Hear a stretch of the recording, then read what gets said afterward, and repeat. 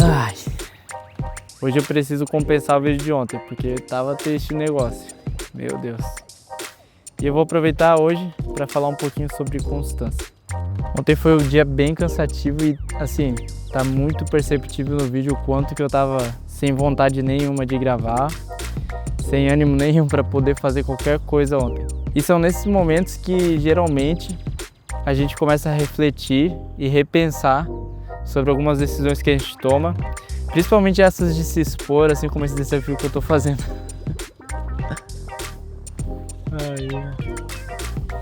E também são nesses momentos que, na maioria das vezes, a gente simplesmente para de fazer aquilo que a gente estava fazendo, o desafio que a gente se propôs, né? Porque lá no fundo, a gente na verdade não está querendo se comprometer tanto assim. Isso só reflete um pouco de como estão as coisas hoje em dia, né? Do comprometimento superficial que a gente acaba tendo com algumas coisas. A gente acaba tratando uma coisa que deveria ser importante como algo que não é importante e às vezes aquilo que não é importante a gente acaba trazendo para um lugar de importância que não deveria.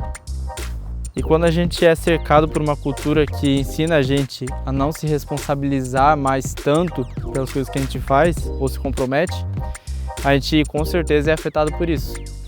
Mas assim, o que isso tem a ver com constância? Na teoria, quase nada, mas na prática mesmo, eu diria que quase tudo.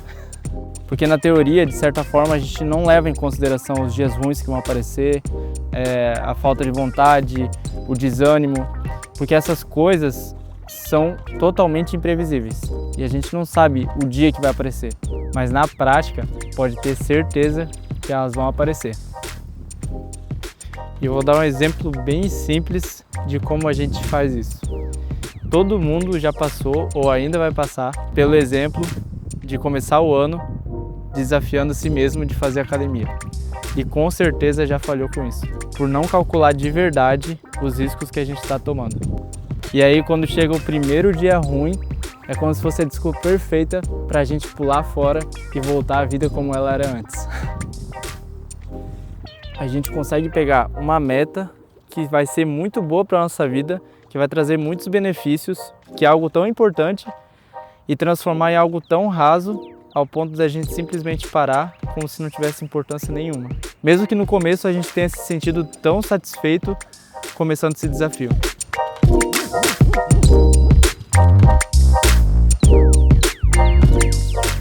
E aí a constância que a gente sempre gostaria de ter em algum hábito bom, a gente acaba jogando por água abaixo, porque a gente está pegando nossas metas, nossos planejamentos e submetendo as nossas emoções. E aí quando eu tenho vontade, eu faço. E quando a vontade passa, eu deixo de fazer também.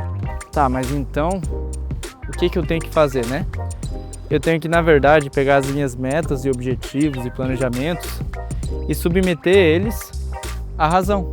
Eu tenho que calcular os riscos antes de começar alguma coisa, para que eu não vire uma pessoa que inicia algo e não termina. Porque quando a gente começa algo e não termina, a gente acaba ficando pior do que se a gente não tivesse começado.